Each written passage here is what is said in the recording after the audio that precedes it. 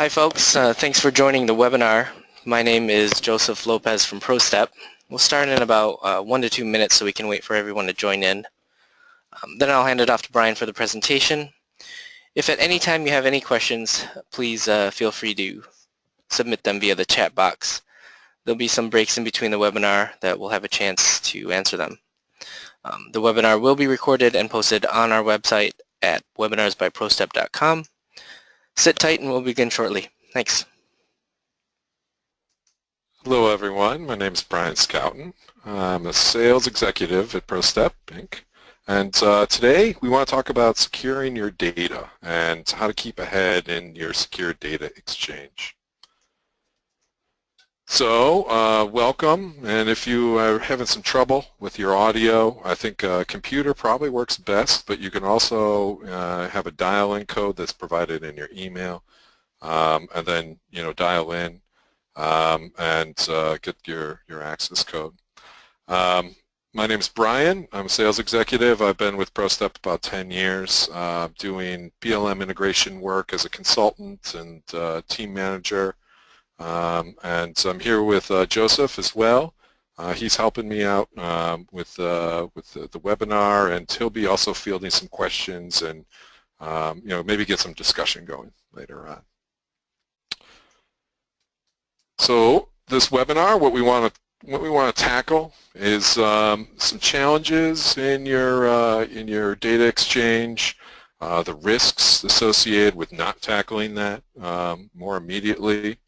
And then, what are best practices, what are some requirements for your data exchange, what the protocol issues might be, and then also, what our products are in OpenDXM Global X. We'll try and answer any questions that you have, and I don't think we have any audience surveys here, but, we'll try and get some customer examples in there as well. Towards the end, and show what others are doing. A little bit about PROSTEP. We've been around over 22 years, over 23 years. We are a vendor-neutral independent services company. So we were started a long time ago out of a consortium in Europe, and they wanted to figure out how to best exchange data in the automotive market in the 90s, and so in the late 80s too. And so that was kind of an initiative to make cars cheaper in Europe because they weren't competitive globally. And out of that came two companies, PROSTEP IVIP, which some of you might be familiar with. This is a nonprofit organization of PROSTEP that handles more of the standards processes like OMG PLM services and Step 242, OpenJT, LOTAR. They have working groups for those, and so if you're looking for more of the standards type, then they're a good resource to go to, and they're our sister company. And then PROSTEP AG and PROSTEP Inc. That is the for-profit that implements some of these standards to do data exchange and integration scenarios. So our top products are at the top here. We're going to be talking about the one in the middle near the end. We also have OpenPDM, which is integration for PLM and ERP and TDM and SDM and others. OpenDesk is a on-demand translation for CAD data. As a service, and then also 3D PDF Pro and 3D PDF Generator. This is server-side generation for 3D PDFs, and as well as animation on a client, so you can do work instructions and cool things with 3D PDFs. At the bottom, which is somewhat unique to us, is our shareholdership. So PROSTEP IVIP owns about 15%, and the rest own about 10% of PROSTEP, so this keeps us very stable in the market and very long term. Like I said, vendor neutral, we actually partner with pretty much everyone in the engineering space. So we have connectors and integration with a lot of other products like Windchill and Team Center Enterprise, Autodesk, Vault, Innovia, Smart Team, and others, right? As well as simulation integrations, PDF generation, and other things as well. So, but this is kind of keeps us unique in the market where, you know, this vendor-to-vendor kind of data transfer is something that we really specialize in. So what we want to go through is the pitfalls of modern methods of data exchange, and we're going to start there, examining, you know, some of the risks and what goes on today, what the solution concepts might be, so what the requirements are in order to do a good solution for secure data exchange. We'll talk about OpenDXM Global X and what's in that product, and then some process examples and talk about some of our customers and what they implemented in order to be successful in their data exchange concepts. So first, everyday challenges with IP protection. So there are risks, big risks, in not managing your data correctly in data transfer. This might start as, you know, a big fine. There are criminal risks. There could be risks to your reputation as a company. So we have a couple examples up here of a $400 million criminal fine for BAE Systems, $75 million for UTC, $20 million for another one. And, you know, this is expected to increase as there's more data shared, as there's more people out there looking for intellectual property, then there's going to be more need for you to secure that, right? And there's more opportunities for violations, I would say. And so there's a big risk in not doing anything and implementing, you know, a secure exchange solution with the criminal penalties that might go in there if you're in defense. But then also if you're not in defense, the secure intellectual property and working with your partners to ensure that they know that you're secure and what you make and what you deliver to them. So how do people exchange data today? I'd say the first one, the big one, is email, right? So you attach a file to your email and then you send it off. I'd say this is 50% of data exchange. That has really no protection, and it does not benefit from any oversight. You are typically allowed to send up to 10 megabytes of any type of intellectual property to anyone that you can. So this is the first hole that you should focus on in secure data exchange platform. Second is what I'm calling third-party convenience storage. So this could be the Google Drive or Dropbox or OneDrive or another type of kind of desktop integrated or portal integrated data exchange solution. So this is easy to use. People love these because they're super easy to use. You want to move a file to somebody else, you put it in the Dropbox, and then other people have access to it. But there are problems with that, right? So the terms of service for Dropbox means that they own that data once you put it up there if you don't have another contract with that. Same with Google Drive or OneDrive. Now you could engage Google or Dropbox or OneDrive in order to secure that, and but there might be other issues with that because, you know, if they are a third party, who's to say that their security is very good and that they have the diligence in order to provide security to all the data that they have. And so you're kind of offloading that problem, and it's still your problem, but offloading that to a third party. There's also legacy file standards, so like FTP and SFTP, and I think most of the in-house solutions now that we see that want to be enhanced start with solutions that have this in the background. So the FTP is you know, from the early 70s. It's got clear text authentication, really not a good solution. SFTP, better solution because it's more secure over SSH, but then also has very limiting factors. So there's not a lot of convenience afforded to an SFTP type portal solution. So if you're trying to upload something through an FTP client, you have to use that client. Or if you have a portal that enables that, that basically means you're going through a web interface in order to exchange data, right? And that does not afford the convenience of others. There's also VPNs. That's a pretty good way, a secure tunnel to your partner, but that's not set up in a lot of different ways. What I'm calling cloud services, which is a third party that hosts a specific solution that you might need to look out for with the same convenience storage. And then there's also purpose-driven protocols. So these are more robust and better solutions. OFTP2, one of the more modern ones, wider adapted in Europe than it is in America, but something to look for.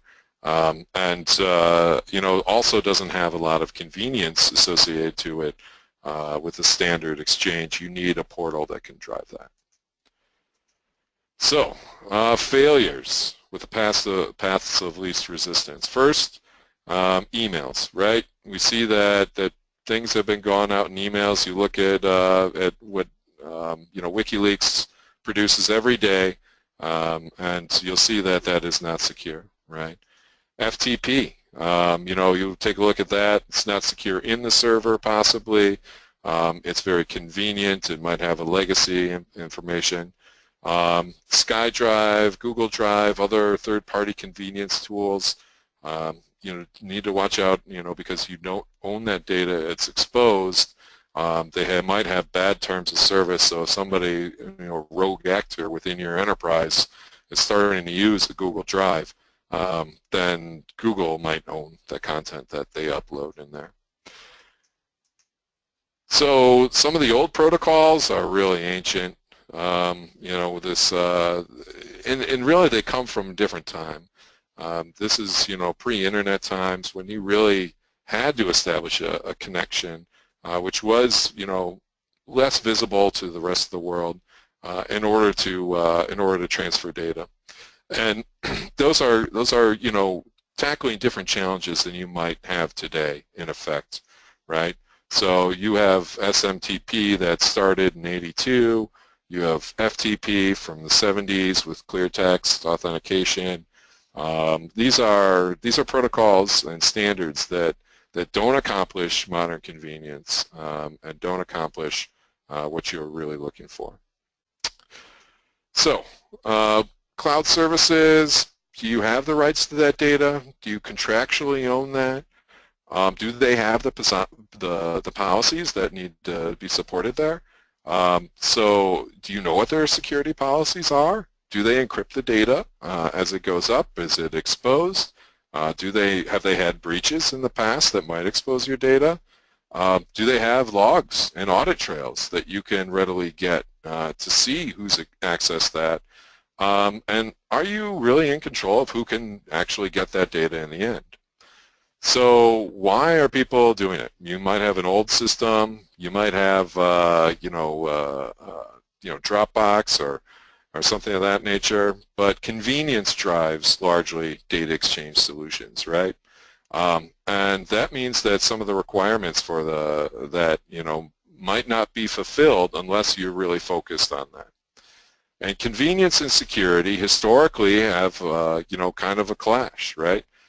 So you, by adopting more convenient, path of least resistance technology, might have reduced the security inside your infrastructure and your enterprise. That might be because of the ownership of the data. It might be because third parties have better access to it, or criminal party could have better access to it. And it is your, it's in your power, and you need to secure that. It's not someone else's data and someone else's responsibility. It's your enterprise's.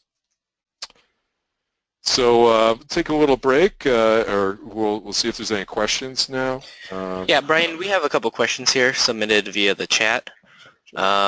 First one is, does PROSTEP provide a needs analysis or an assessment of any of the loopholes? Yeah. So we do. We'd be happy to come down, take a look at what your current data exchange solution is, and kind of see what your needs are based on. Largely, this is based on industry. So, in healthcare, you have HIPAA issues, and in defense, you have ITAR and export controls. And then, you might, need certain conveniences as well. And we can, kind of help you put in the right place, even as a more neutral party, some experience to bring you in the right direction on your solution. Okay. Yeah. And then another question here in regards to email. I know you had mentioned the email in the previous slides. Does this product integrate with Outlook or any other email providers? Yeah, so OpenDXM Global X integrates with Outlook, and really it's not like a server-side integration. We deploy it as a client, and it's very configurable.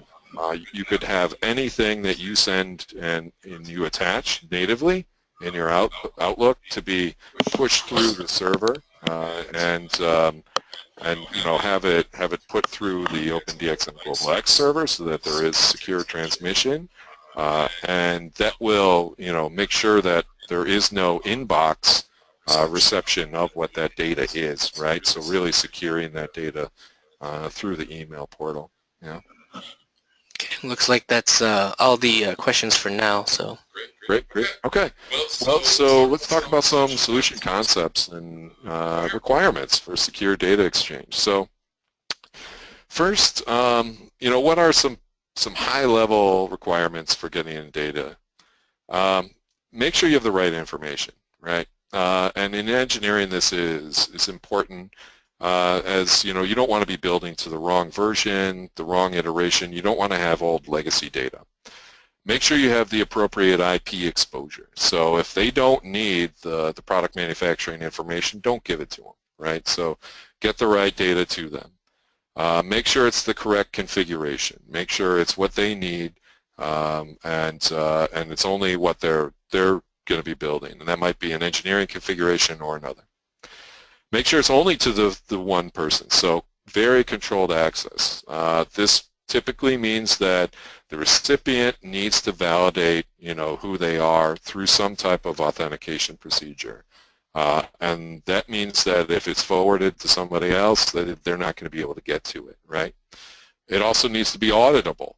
You need to be able to trace who got that data, when it was posted, and this will help your case, legal or another case, in a future time.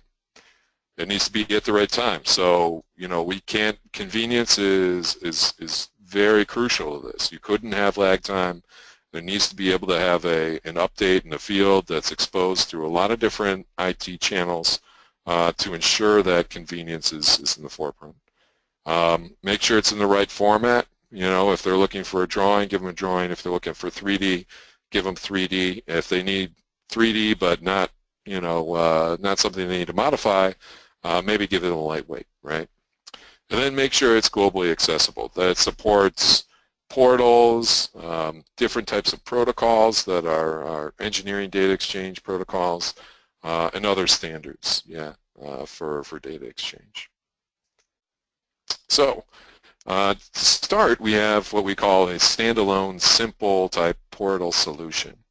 And this is where you have really just a web portal, right, that allows you to upload data to, sends an email over to your supplier or your consumer, and then the consumer then can go back, authenticate against that portal, and then download the information. So this does secure the information.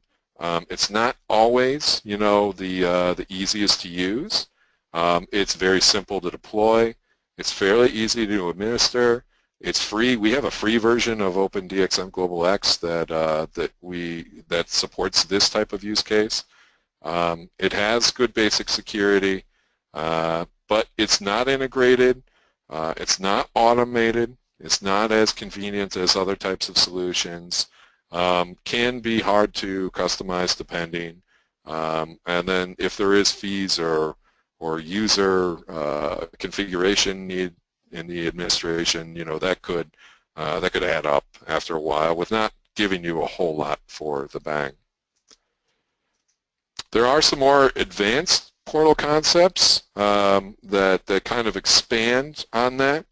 So the first one is the portal that we just talked about, the simple portal, where you might have a server at your location and a firewall, and then somebody else signs in over a web browser and then downloads the data. So they have authentication, they might receive an email that they got it, they have authentication, and then they bring that back in.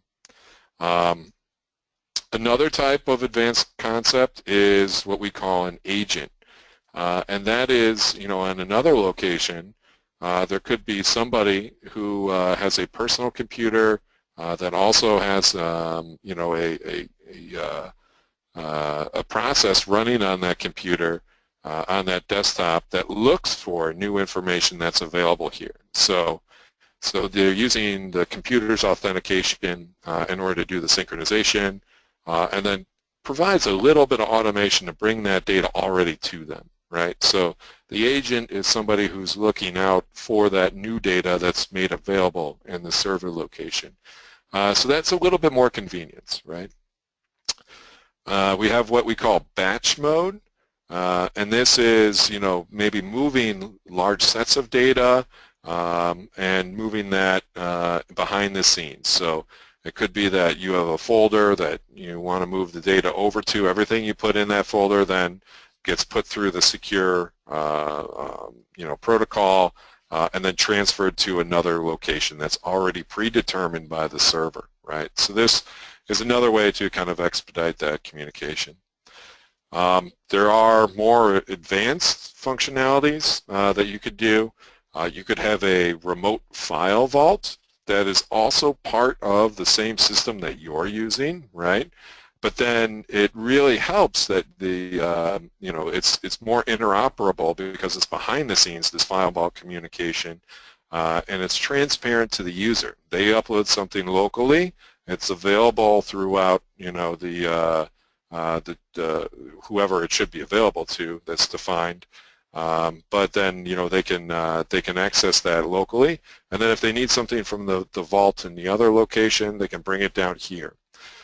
Something I would add to this is something you want in secure data exchange is immediate encryption when it gets entered to a file vault. So then if data is already encrypted as it resides in a file vault, then even if somebody penetrates your firewall, they're not going to be able to readily steal that data, right?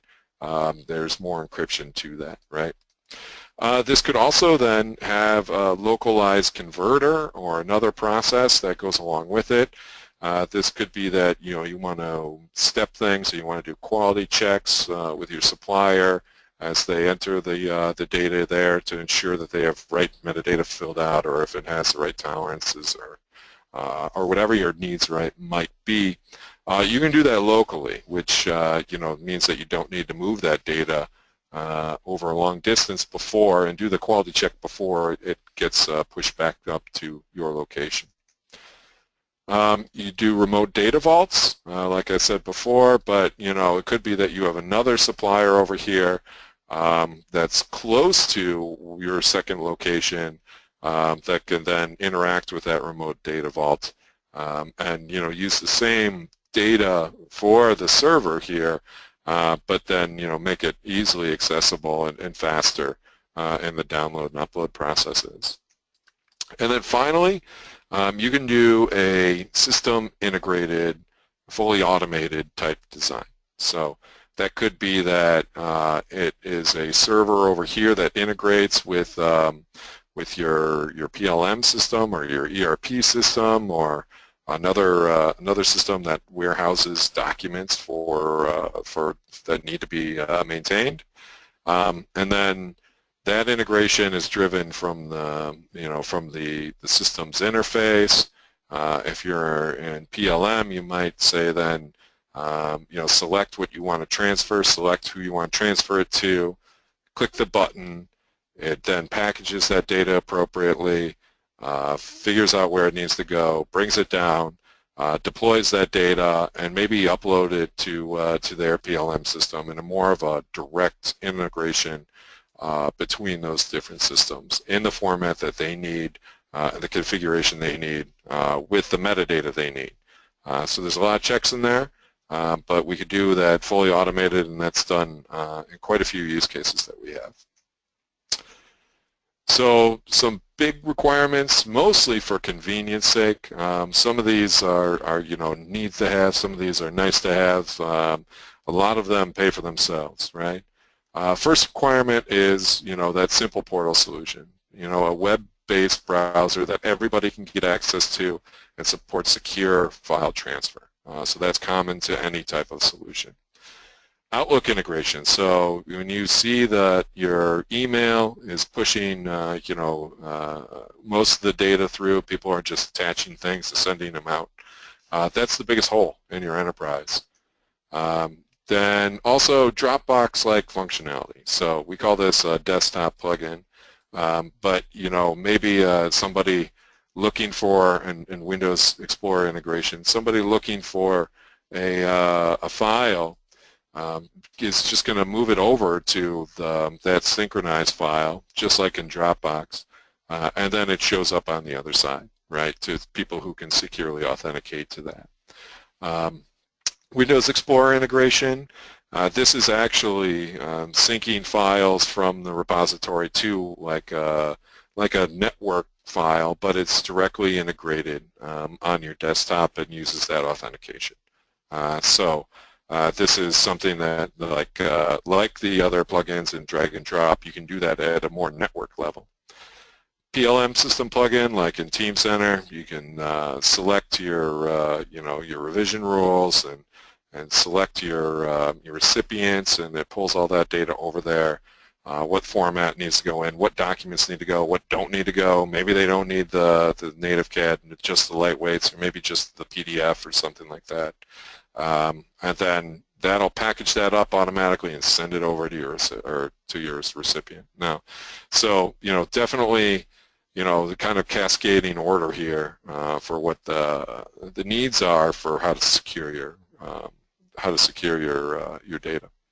Mobile apps, definitely a more convenience factor. Something that can get your data if you need it on a mobile app.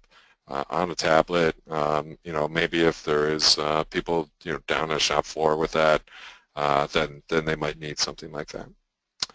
Then there's also automation, right? So we're talking about agents. These are things that wait and look for new data. Robots, which are kind of this batch process to synchronize things over time. And then also NGDAT, OFTP, different standards-based protocols in batch in order to exchange data and integrate it, right? So you could take it even another level to extend these requirements to add DRM to them. So we offer Adobe type DRM for PDF documents, but that PDF document is also a container that you can put other documents in, right? And there are other DRM solutions out there as well. But the idea is to lock the file itself and have control of the file from your location, right? Limit access to the users. Make sure that the document needs to call back to the owner in order to see if the authentication is okay. That means that you could revoke the rights. You could have it expire out in the field, and that might lead to other things, like if you have an old version and you made some big changes, you have a new revision of a part, then you can send the latest and greatest, and you can say you can't open the old one. You need to download the new one. And then you can also authenticate, via other types of authentication procedures. This also provides traceability, since it always calls back, who opens it, when they open it, and then also can provide other features. In Adobe, this could be that you can only read it, you can't print it, you can't save it, or you can only save non-modified, can't copy, can maybe do some measurements but not others. Restrict the features on the specific document as well, right? Something to take in mind, is if you have documents that are very sensitive, you can't generally control them. You can control who they go to with a secure portal, and then make the liability, that ensures liability is then claimed. But after that, they might copy it and email it, right? And this is a solution to something like that. Also, in engineering, try and limit the data to what needs to only go there, right? So, we can limit what type of information gets processed. So it could be that automatic process in the background could take your native CAD data and maybe step it out, make it, monolithic, remove all the history, remove the PMI data, dumb it down, and remove vital IP so that they get what they need, right? But they don't get everything because, it could get exposed afterwards, right? That could be that you could create it in JT or in STEP, create a 3D PDF or something else like that, and then in that translation control the parameters of that translation to enable it to remove the IP that you want to. So yeah, maybe we'll pause for a second for any other questions, and then we'll start with our Global X overview.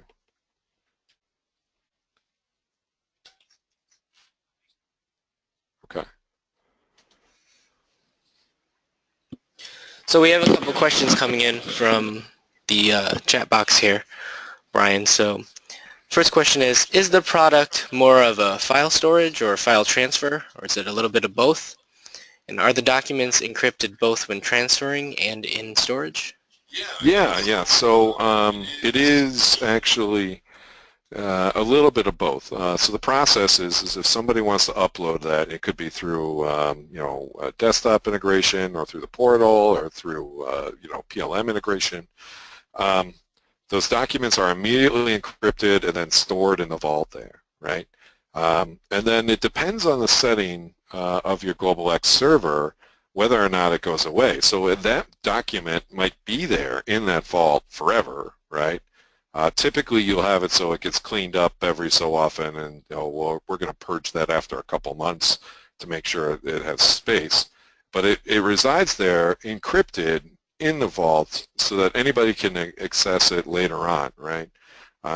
Which is nice as like kind of a a secure way to vault files as well as to transfer them and make them accessible to everybody, right? Yeah.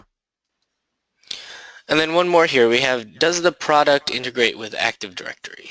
Yep. So there's different types of integration to Active Directory.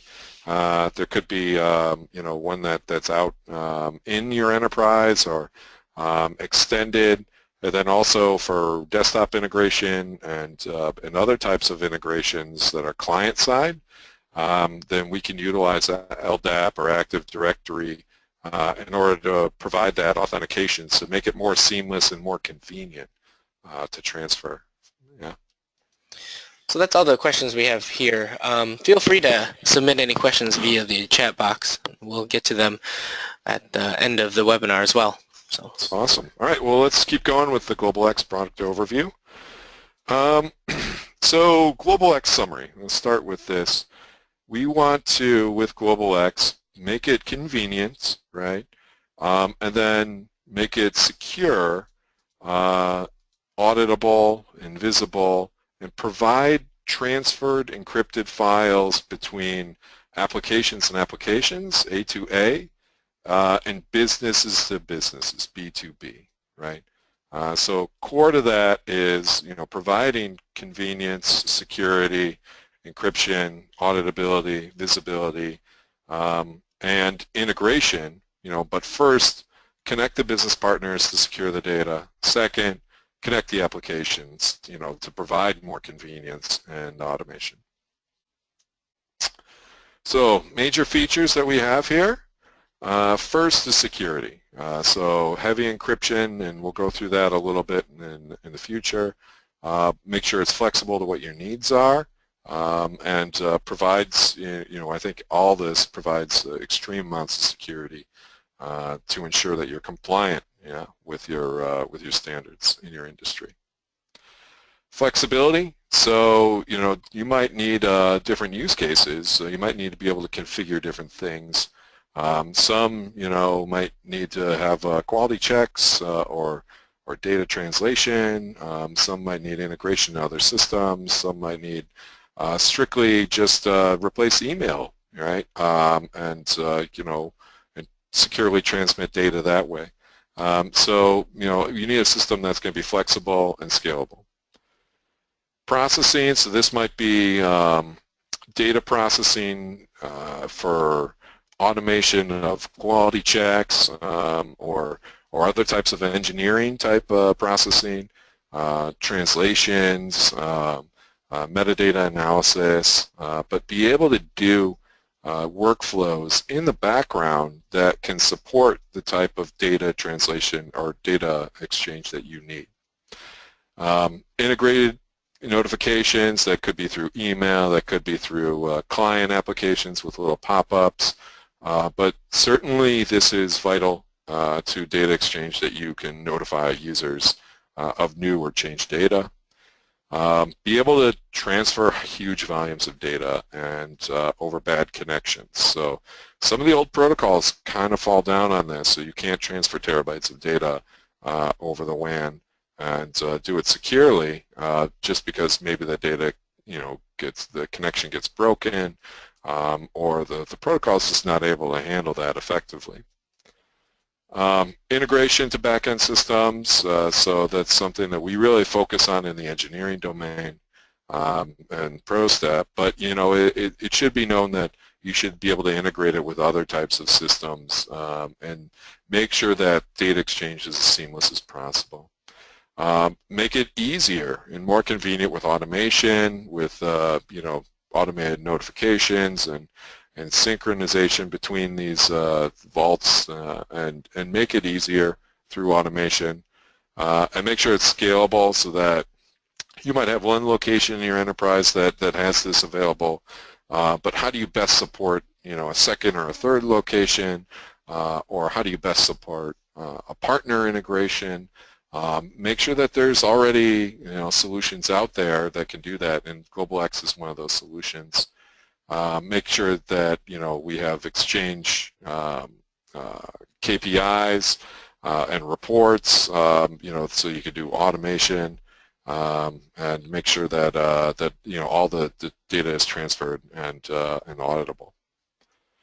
So this is the web portal for OpenDXM GlobalX. And it allows you then to log in, and then you see that there's all these different files that have been uploaded or downloaded, and you can see what the progress is of the upload and download, and then download them itself because they're residing in the vault.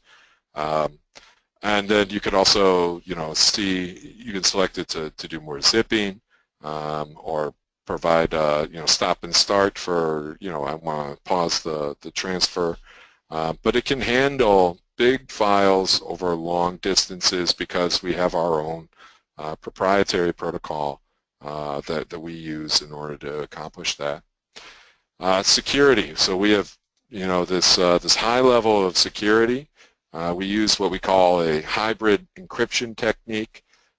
This is starting with the unencrypted file. We encrypt that, and then with the key, we encrypt that key as well. So we use this kind of double encryption in order to provide us like a real high level of security. So the file is always going to be encrypted in the vault. The key is going to be encrypted, and then they have a private key of the recipient, and then a symmetric key to unencrypt that data at the recipient side. But this, allows the vault to be secure even if, nefarious people get access to it, or the data to be secure during the transmission. And we also have capability of handling public keys as well. Reporting is a big deal in this, so you want to make sure that your system has a good throughput, but most important, you want to have an audit trail so that you can back up who got what data when, and we have a nice interface in OpenDXM Global X for handling that, and this might be users and who did what when. That could be total volume. You can export this to Excel and then display that. So if you have any questions about who's getting your data, then you can see that right away. We have other components. So obviously there's the basic web client that we showed just now. We also have an admin client, right, with this web-enabled administration that you can really do all the configuration you need. You can add users and give them privileges and do a lot more than that, and customize the portal that you see when and do a lot of other things. We have customization. So we have libraries that are available that we can give you so that you can customize that client experience. So if you're looking for deep integration to others, other APIs or other things, that we have a system available or an API available for you to do that. We also have these personal agents that can reside on a desktop. PLM integrations for Teamcenter, Windchill, and Novia V6 and others. And then Microsoft Outlook integration and also the mobile integration. So these are kind of in the top. This is the standard stuff that we want, but then there's also optional stuff at the bottom. So if you're looking for a Teamcenter integration, we can provide that for you. So some things that we do in order to extend the functionality of OpenDXM Global X, and you have that portal on top, and you have ways of exchanging data, and that might be through a desktop or through PLM integration or something like that. We use in the background our OpenPDM connectors for PLM type integration, and these are some of the major ones. And then we also have integrations that go to CAD data, and so this might be to do some analysis of the CAD data in order to do some metadata analysis, dependency analysis, other things like that. We also have plugins for maybe doing reduction with 3D evolution or removing IP or something like that. To PDF Generator 3D for generating 3D PDFs or 2D PDFs. We have virus scan, quality checking, and then different types of translation tools as well, and integrations to other types of off-the-shelf products that do some data exchange as well. So I'd like to break, see if there's any other questions, that have come up since then. We had a question just come in while you were, I think it was 2 slides ago. In terms of sending large files, how does OpenDXM Global X handle sending multiple large files at once? Will it slow down the network? Do we need a required bandwidth? How does that work? Yeah, so there's actually configuration available in Global X for, and we have our own proprietary file transfer protocols, right?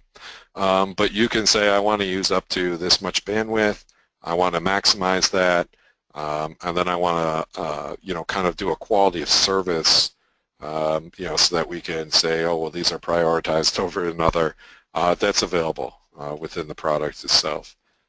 And so by default, you're going to share bandwidth up to the maximum, but there is a potential for prioritization as well. Yeah. And that's a good point. You don't want to have your network saturated through file data exchange, right? You need the some type of quality of service mechanism in order to ensure that it doesn't slow down everybody else. Yeah. The other question that we had come in was, does the file transfer compress the file to make it smaller, to make it faster, or does it retain all information? So that's optional, right? So when it's doing the transfer, it's going to create checksums of the source, right? And then they create, and then check it at the end. But we have an option to do zip or tar and other types of compression. And you can actually click that in the portal if you want to zip it up if you think it's a problem. And some things zip better than others. Obviously, if you get a bunch of text documents, it's going to work well. In a lot of cases, files already have pretty good compression, and so you can have that enabled by default, or you could have it, just done by user too. Yeah. Okay, that's all we have for now. So thanks. Okay, so let's talk a little bit about some examples and customer stories, and then we'll have the final question at the end. So some Global X customers, so it's the leading solution in Europe for data exchange. There's about 500,000 users all over the world that use Global X. And this is at BMW and Bosch, Volkswagen, Porsche, and others. So there's others that are not on here as well, big automotive OEMs, and they utilize our solution. And we in PROSTEP in the U.S. Also support this for the U.S. market, and we have other vendors around the world that support it in Asia Pacific and other places. So, it's been around in OpenDXM. It's been around for about 20 years as a product. Global X about 5 years to add the portal functionality and some of the more client and functionality to make it convenient. Yeah. So at Porsche, we'll kind of go through what they do and then talk about what their focus was. So Porsche uses Matrix 1, so they needed a good integration to their PLM system. They also use OFTP, like a lot of other European automotive manufacturers have standards-based integration for their protocols. And then they also wanted a portal. Now, design is really important to Porsche, so there was a big focus on being able to configure the portal to look exactly what they really wanted to see. And have the experience that Porsche really demands. So there was a lot of focus to make it configurable, to be able to update it, to have a nice portal for interface for that. And then behind the scenes, there is a matrix integration that allows for export of the data, for design space, export of the data to be pushed out there. There's large volumes of data that gets transferred, and through the OFTP communication, there's that standard then that has some specific metadata guarantees right when it comes back in that Porsche needs in order to ensure that the quality is there. Yeah. So I think matrix integration plus good design of the portal. Our big focus is there at Porsche. Nordum, so they're one of our North American customers. They're in Aerospace, and they were really focused on ITAR and export control. So they really like that every time you put data in the system that it's encrypted, that all the information and transactions are recorded, that it has individual focus type accounts. So it's not just open to anybody, but you have a supplier who's named here, and they have to authenticate. They use Smart Team, and most of the data that's exchanged is through the portal. They also use our 3D PDF generator. So in the integration with Smart Team, you could generate a 3D PDF, right, and then turn around and use that and upload it to one of their customers or one of their suppliers. And so that gives them some flexibility to exchange 3D data that has a lot of good potential to it, and it's in a small format. It's not native, and can also include some metadata in some of those 3D PDFs that includes the right kind of metadata, right? So they are much into compliance. They need to make sure that they're going to be compliant with their ITAR standards, and exchange the right data, only the right data, to the right people. And this is, what the system that helps them for this. Also, in the shipbuilding industry, Meyer Werft, they build ships. They build big cruise ships. I think they're one of the leading manufacturers of cruise ships.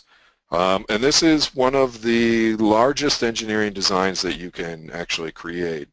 In a lot of cases is a cruise ship, because there's a lot of one-off and unique designs to all the space, and it's really huge. It needs to fit together real well, right? So we're talking about large-scale integration there.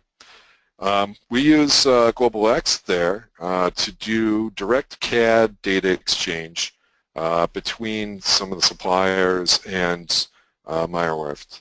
So they do a delta evaluation to see what has changed, right, between the both sides, and then they do a synchronization of that data securely in the background between the CAD data that exists in the OEM and the supplier side. So we're talking about large volume of CAD data exchange, and very scalable and very secure. And this is something that they use because I think previously they were just doing FTP, and organizationally it didn't work out very well for them to make sure that the data resided in the right place. Yeah. So some final advice, especially if you need to meet some compliance, start today. And just like that simple portal said, try and use a free trial. We offer a free trial of GlobalX software. That's a simple portal, up to so many users. See if it works, right? You can use some hosted solutions. We offer a hosted solution, and then also use some self-installed options. That's probably going to be somewhat dependent on what your needs are, for what industry you're working in. And if you have other deeper integrations, you might want a self-installed option. If you need to meet compliance fast, hosted's not so bad, right? Make sure that it's flexible. Remember, email, Dropbox, right? Other type of integrations that are convenient are covered, because those are where your major holes are. So try and find a solution that's going to cover where you're losing data today, and make it easier. Maybe not exactly 100% easier, but make it as easy as using Dropbox or as using email, and then everybody's going to be happy about using it, and it won't slow down your enterprise, and you'll make it secure, right?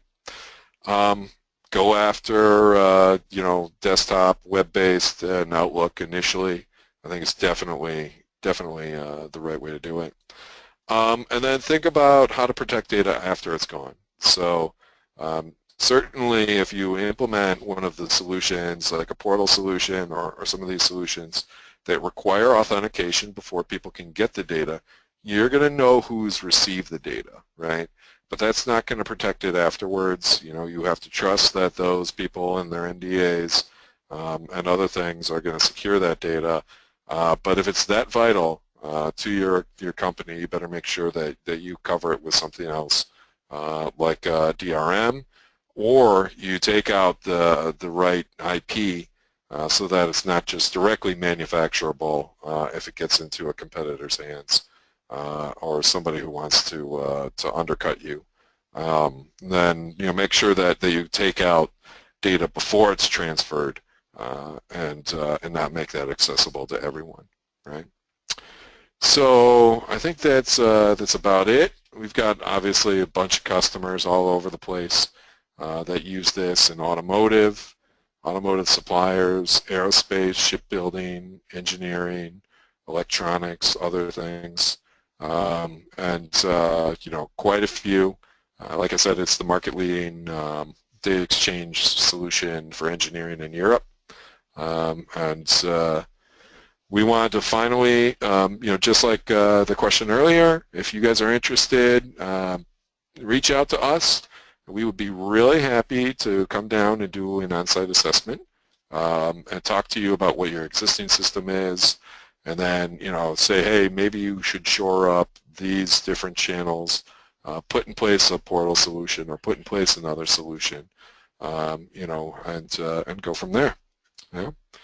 And then finally, any other questions? No?